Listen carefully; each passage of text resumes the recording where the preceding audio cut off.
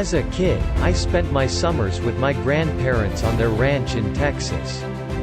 I helped fix windmills, vaccinate cattle, and do other chores.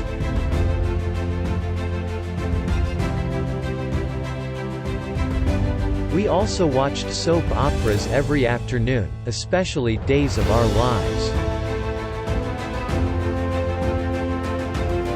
My grandparents belonged to a Caravan Club, a group of Airstream trailer owners who travel together around the US and Canada.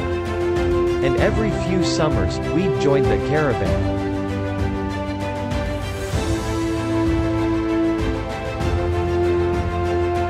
We'd hitch up the Airstream trailer to my grandfather's car, and off we'd go, in a line with 300 other Airstream adventurers.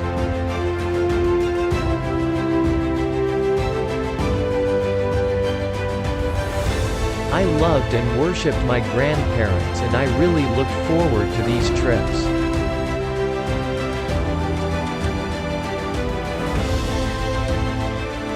On one particular trip, I was about 10 years old. I was rolling around in the big bench seat in the back of the car.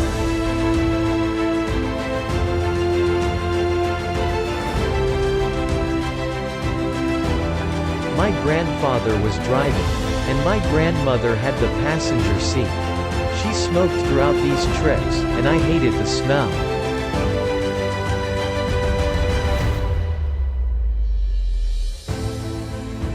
At that age, I'd take any excuse to make estimates and do minor arithmetic.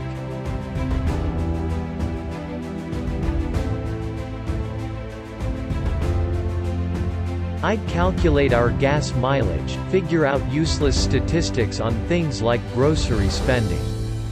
I'd been hearing an ad campaign about smoking.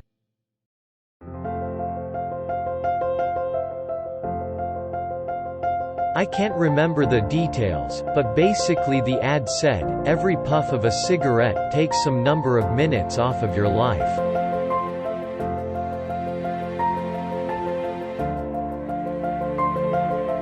I think it might have been 2 minutes per puff. At any rate, I decided to do the math for my grandmother.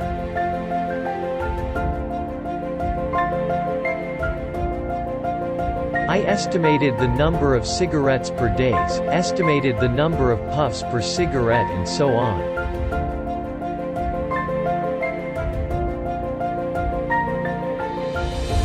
When I was satisfied that I'd come up with a reasonable number, I poked my head into the front of the car, tapped my grandmother on the shoulder.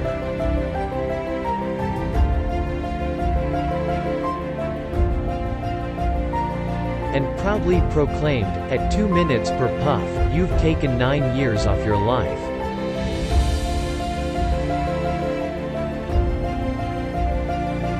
I have a vivid memory of what happened, and it was not what I expected.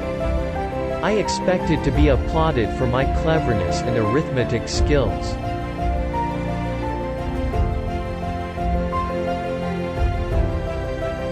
Jeff, you're so smart. You had to have made some tricky estimates, figure out the number of minutes in a year and do some division.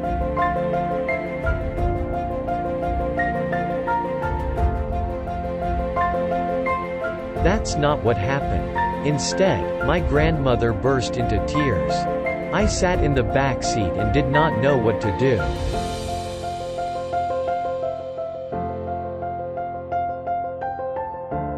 While my grandmother sat crying, my grandfather, who had been driving in silence, pulled over onto the shoulder of the highway.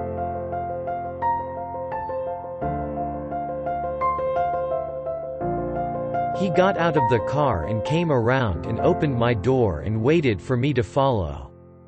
Was I in trouble? My grandfather was a highly intelligent, quiet man.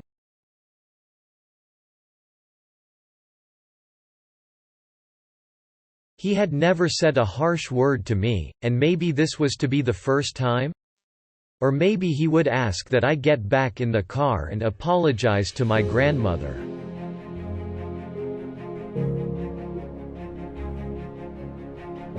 I had no experience in this realm with my grandparents and no way to gauge what the consequences might be.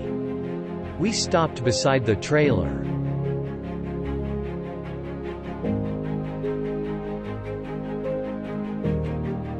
My grandfather looked at me, and after a bit of silence, he gently and calmly said, "Jeff, one day you'll understand that it's harder to be kind than clever."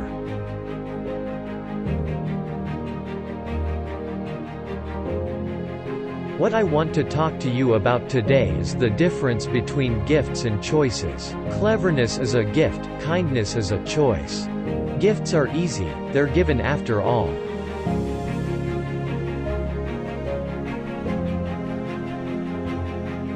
Choices can be hard. You can seduce yourself with your gifts if you're not careful, and if you do, it'll probably be to the detriment of your choices.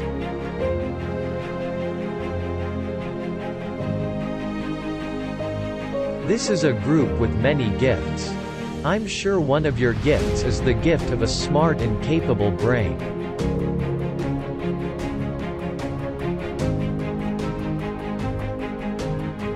I'm confident that's the case because admission is competitive, and if there weren't some signs that you're clever, the dean of admission wouldn't have let you in.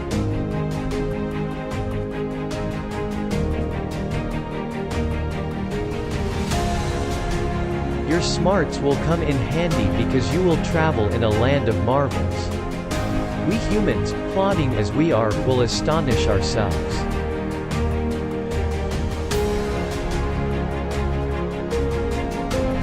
We'll invent ways to generate clean energy, and a lot of it. Atom by atom, we'll assemble tiny machines that will enter cell walls and make repairs.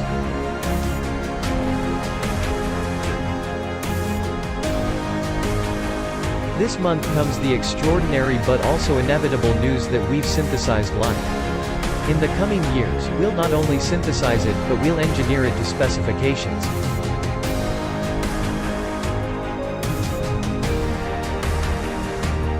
I believe you'll even see us understand the human brain. Jules Verne, Mark Twain, Galileo, Newton, all the curious from the ages would have wanted to be alive most of all right now.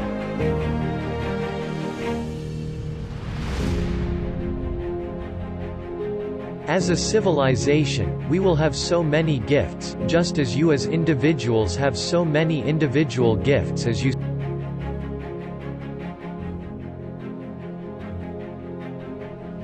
How will you use these gifts? And will you take pride in your gifts or pride in your choices?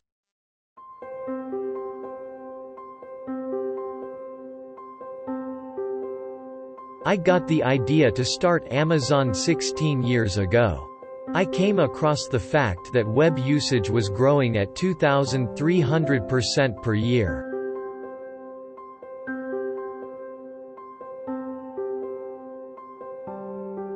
I'd never seen or heard of anything that grew that fast, and the idea of building an online bookstore with millions of titles, something that simply couldn't exist in the physical world,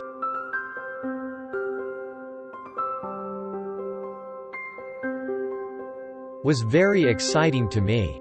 I had just turned 30 years old, and I'd been married for a year.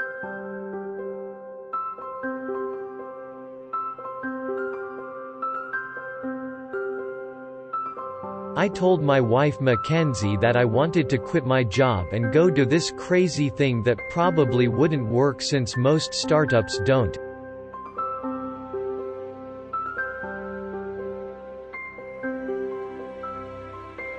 And I wasn't sure what would happen after that. Mackenzie, also a Princeton grad and sitting here in the second row, told me I should go for it.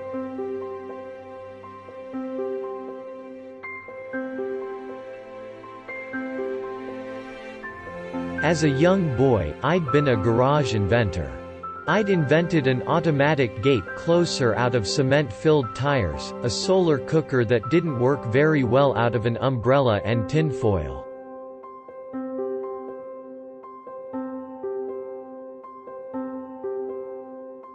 Baking pan alarms to entrap my siblings. I'd always wanted to be an inventor, and she wanted me to follow my passion.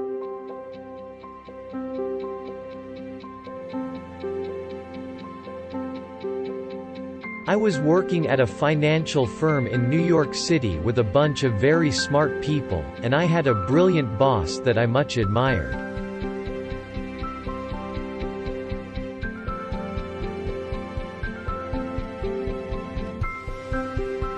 I went to my boss and told him I wanted to start a company selling books on the internet. He took me on a long walk in Central Park, listened carefully to me, and finally said,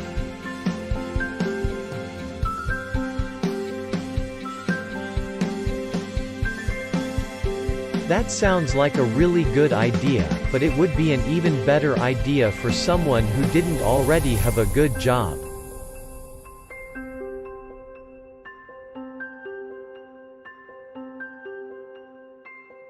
That logic made some sense to me, and he convinced me to think about it for 48 hours before making a final decision.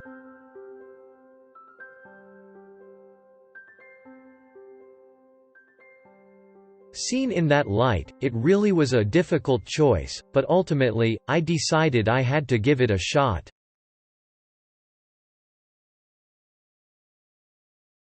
I didn't think I'd regret trying and failing. And I suspected I would always be haunted by a decision to not try at all.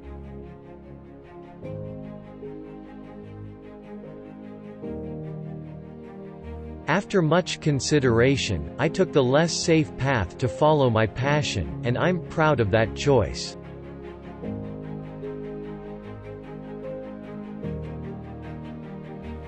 Tomorrow, in a very real sense, your life, the life you author from scratch on your own, begins.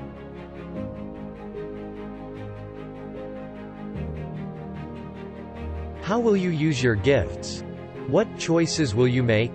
Will inertia be your guide, or will you follow your passions?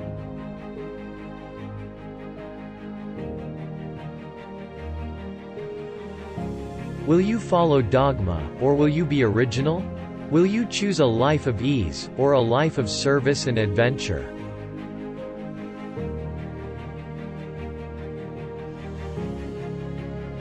Will you wilt under criticism, or will you follow your convictions?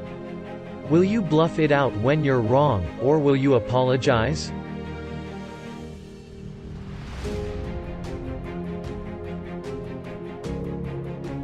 Will you guard your heart against rejection, or will you act when you fall in love? Will you play it safe, or will you be a little bit swashbuckling?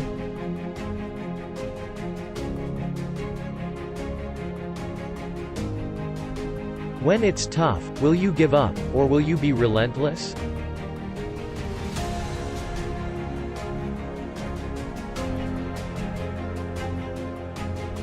Will you be a cynic, or will you be a builder?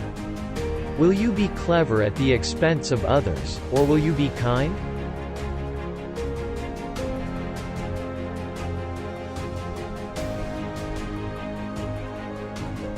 I will hazard a prediction.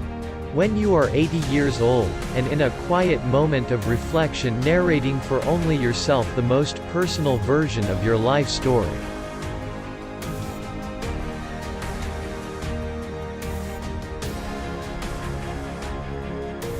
The telling that will be most compact and meaningful will be the series of choices you have made. In the end, we are our choices. Build yourself a great story.